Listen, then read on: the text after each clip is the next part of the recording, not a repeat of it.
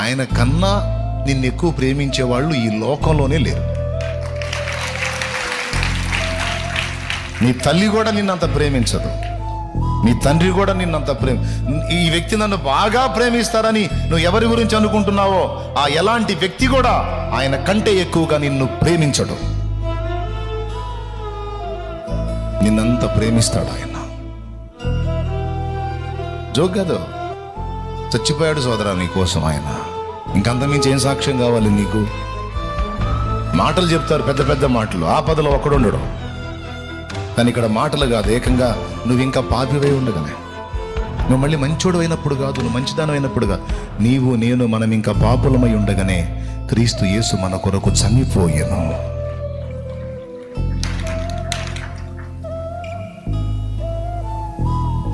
గనుక ఆయన మనల్ని ప్రేమిస్తున్నాడు ప్రాణం కంటే ఎక్కువగా.